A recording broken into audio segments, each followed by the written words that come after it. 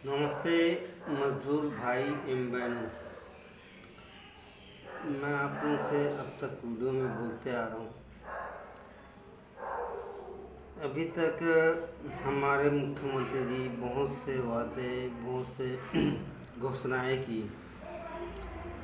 उन सभी घोषणाओं पे मैं सुना, समझा।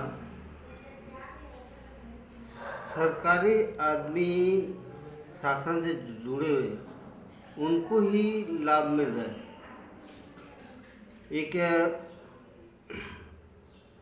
आपका मितानी से लेकर कलेक्टर तक का उनके ही महंगाई भत्ते के लिए बारे में बात कर रहे हैं। उनको ही जो भी घोषणा की है उनको ही लाभ मिल रहा है, लेकिन मजदूर के विषय में कुछ नहीं है। मजदूर का कोई भविष्य निधि नहीं है। मजदूर के बारे में कुछ भी नहीं बोल रहा है। तो मजदूर भाइयों, अभी चुनाव में टिकट वितरण हो रहा है, सब एक दूसरे का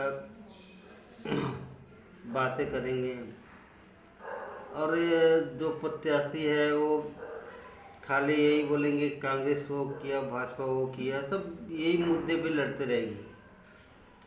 लेकिन आम जनता, आम मजदूर क्या चाहता है उसके बारे में नहीं बोलेंगे। इसलिए हम मजदूर को खुद ही अपने बात को रखना पड़ेगा, उनके समक्ष बोलना पड़ेगा। मजदूर जाग बोले हमारा भविष्य निधि हमको मिलना चाहिए, PFSI हमारा बनना चाहिए।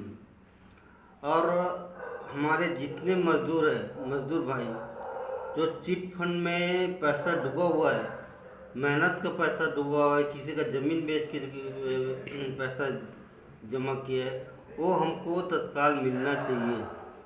ये हमारी मांगे रहेगा। मैं आपको एक बात बताता हूँ। एक गांव में 100 परिवार है। 100 परिवार में लगभग 100 घर है। 100 घर में लगभग 20 घर नौकरी वाले हैं, 10 घर कुछ व्यापारी और बड़े आदमी हैं, लेकिन 70 आदमी आपका आम मजदूर है, जो देश और दुनिया को चला रहा है। इसी तरह पूरा छत्तीसगढ़ में आप ले लो, 30% आदमी ही सरकारी से लगे हुए हैं और 70% आदमी आम मजदूरी है, जिनके भविष्य के लिए कुछ नहीं होता है। ठेकेदार का बात करते हैं, कुछ लोग बोलते हैं वो ठेकेदार देगा। ठेकेदार 1 साल 2 साल ठेक रहता है उनका, फिर बदल देते हैं। फिर वो मजदूर क्या करेगा? उनके पास तो जो मजदूरी करते हैं वो कोई 6 महीने करे, कोई साल भर करे, 2 साल करे, उनका क्या क्या PFSI कटेगा वो।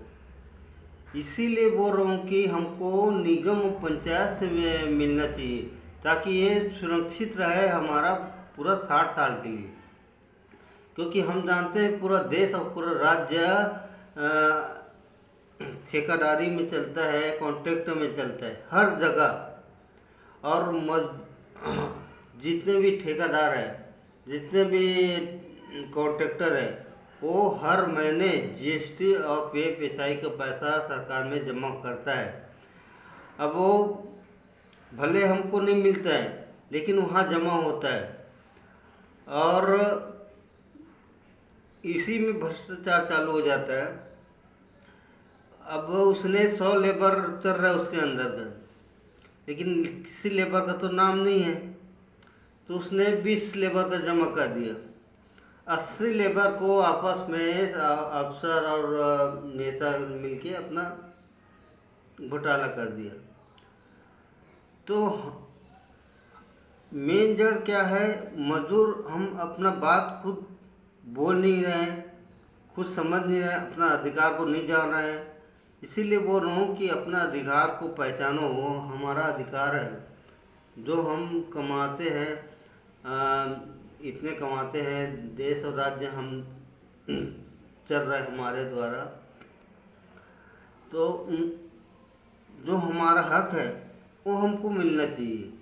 पीएफ एसआई वास्तव में निगम और पंचायत से मिलेगा तो क्या है, हमको कोई दिक्कत नहीं होगा, ना किसी ठेकेदार से, ना किसी व्यापारी से, ना किसी से भी कोई परेशानी नहीं होगा, क्योंकि ये हमारा सरकारी से नंबर निकला है तो वो भविष्य निधि हमारा फिक्स रहेगा। हम कहीं भी काम करेंगे तो काम तो करेंगे पूरा 60 साल तक, कहीं भी काम करेंगे देश के और राज्य के ही हित में करेंगे। अच्छा, दूसरी बात क्या है, हमारा सब लोगों का पेमेंट बढ़ा रहा है, सरकारी आदमी का जितने भी सरकारी व्यवसाय लगा हुआ है उनका पेमेंट बढ़ रहा है, लेकिन हमारे मजदूर का पेमेंट के लिए अभी तक कोई कुछ नहीं बोला है। इसीलिए मजदूर भाई एवं बहनों को खासकर बोलता हूँ कि आपस में चर्चा करो, गांव-गांव में चर्चा करो कि अपना अपना हक के लिए बोलो। हमारा हक है, हम राजनीतिक या दुनियादारी नहीं जानते, हमारा अधिकार है जो मिलना चाहिए वास्तव में। हमारा पीएफ एसआई आप पंचायत से और निगम से निकालिए। और दूसरी बात, हमारा चिट फंड में मेहनत का पैसा डूबा हुआ है करोड़ों मजदूरों का, वो मिलना चाहिए। फिर आगे का जो भी है वैसा आप लोगों को तो करेंगे ही, क्योंकि जीएसटी आपको मिलता है, हम सब देते हैं जीएसटी, आपको पैसा हमारे द्वारा मिलता है तो वो देश का विकास और राज्य का विकास होगा ही। हमारे लिए क्या है, क्या होना, क्या मिलता है और हमें क्या चाहिए वो ज़रूरी है। तो आम मजदूर और भाई बहनों से मेरा अनुरोध है कि अपना हक को पहचाने, उस हक का बोले और उस हक को ले, तभी हम चुनाव में भागीदारी होंगे, अन्यथा नहीं।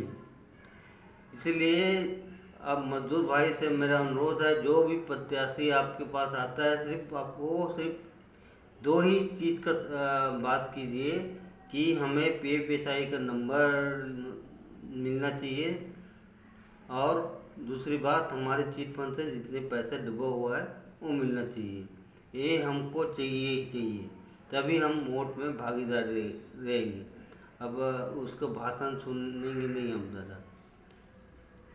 इसलिए मजदूर भाइयों, मैं आपसे अनुरोध करता हूँ, बहनों से खासकर अनुरोध करता हूँ कि इस बात को आप गांव-गांव में चर्चा करें और सब ये चर्चा करके सोचें कि ये हमारा हक है, अधिकार है, हमें मिलना चाहिए।